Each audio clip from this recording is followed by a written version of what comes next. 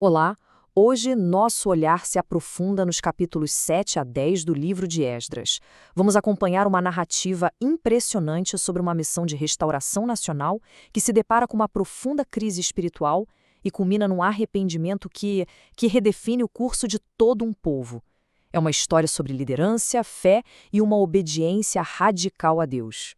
Para a gente entender bem essa história, nossa análise vai seguir 4 passos bem definidos. Primeiro, vamos ver a missão que Esdras recebeu. Depois, a jornada de fé que ele empreendeu. Em seguida, a impressionante oração de arrependimento. E, por fim, a aliança de purificação que o povo fez com Deus. Então, tudo começa de uma forma bem marcante, com um decreto imperial. No 7º ano do reinado de Artaxerxes, rei da Pérsia, vemos um movimento soberano de Deus. Ele usa a autoridade de um monarca pagão para executar os seus próprios propósitos com o povo da aliança, lá em Jerusalém. E quem está no centro de tudo isso? Esdras. Veja bem, ele não era apenas um sacerdote da linhagem de Arão, ele era também o escriba, um perito, um profundo conhecedor da lei de Moisés. Essa sabedoria, esse conhecimento da palavra de Deus, fazia dele a pessoa ideal para liderar essa imensa reforma espiritual e civil. Vamos parar um pouco e pensar na profundidade desse decreto. A autoridade que Esdras recebe é algo notável.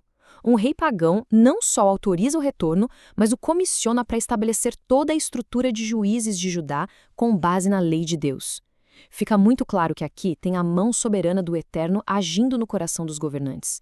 E o apoio do rei foi, de fato, completo. Ele forneceu recursos, ouro e prata para o templo, concedeu isenção de impostos aos sacerdotes e levitas, deu a Esdras autoridade para recolher ofertas e, fundamentalmente, o poder para ensinar a lei de Deus e para estabelecer o sistema judicial. Era, de fato, um mandato completo para a restauração da vida judaica.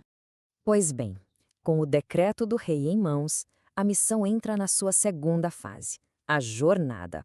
Uma travessia longa, perigosa, da Babilônia até Jerusalém.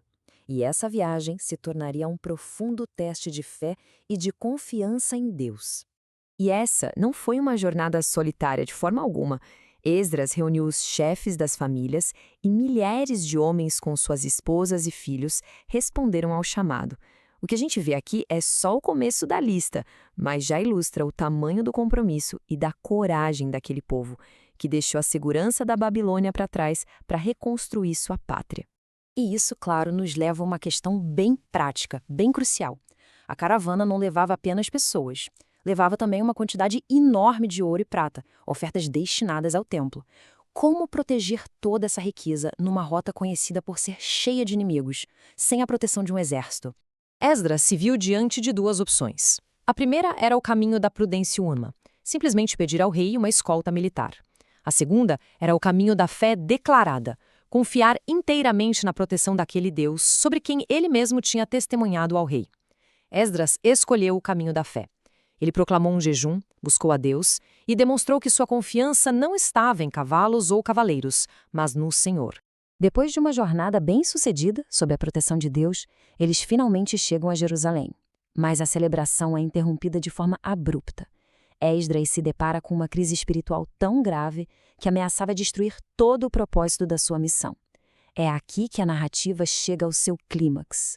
E a transgressão era gravíssima. O povo, incluindo os sacerdotes e levitas, tinham desobedecido ao mandamento explícito de Deus, casando-se com mulheres de povos pagãos. E aqui é crucial entender. A questão não era preconceito, mas de pureza espiritual. A identidade e a aliança de Israel corriam o risco de se dissolverem completamente na idolatria das nações vizinhas. A reação de Esdras é visceral. Assim que ele ouve a notícia, ele rasga suas vestes, arranca os cabelos e a barba e se senta no chão atônito. E a oração dele não é de acusação aos outros, é de uma profunda identificação com o pecado do povo. Ele se sente pessoalmente envergonhado diante de Deus. É neste ponto que a gente chega no coração da confissão. Esdras não tenta dar desculpas. Ele reconhece todo o histórico de rebeldia de Israel, reconhece a graça de Deus em ter preservado um remanescente e reconhece a total incapacidade do povo de se justificar. A única postura possível é admitir a culpa e depender inteiramente da misericórdia. Uma oração como essa de um líder fiel não fica sem resposta. A confissão pública e fervorosa de Esdras gera uma reação em cadeia, que leva o povo do desespero para a ação. E é isso que nos leva ao desfecho dessa narrativa. Enquanto Esdras orava e chorava prostrado diante do templo, uma enorme multidão se juntou a ele chorando também. O arrependimento, que era de um homem, se tornou coletivo.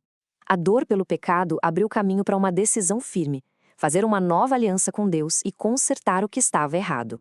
O que acontece a seguir é a prova de que o verdadeiro arrependimento vai muito além do sentimento, ele se manifesta em ação. Eles elaboram um plano prático, organizado, convocam todo o povo, fazem um juramento público e estabelecem um processo para investigar cada caso um a um de forma justa. E aqui chegamos ao ponto mais difícil e doloroso de toda a história. A solução foi radical. A obediência à aliança com Deus exigiu o sacrifício de laços familiares.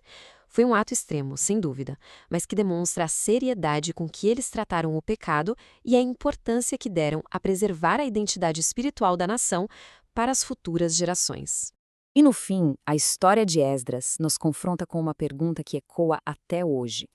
A narrativa mostra que a verdadeira restauração, seja pessoal ou de uma nação, muitas vezes exige sacrifícios dolorosos. Exige uma obediência que confronta nossas emoções e nossos laços mais íntimos. Qual é, então, o custo da verdadeira fidelidade a Deus? Esta foi uma produção da Primeira Igreja Batista de Guarulhos, um ponto de encontro entre Jesus e o pecador. Se esta análise bíblica contribuiu para sua reflexão, fica o convite para que acompanhe nosso canal e compartilhe suas percepções sobre o tema aqui nos comentários.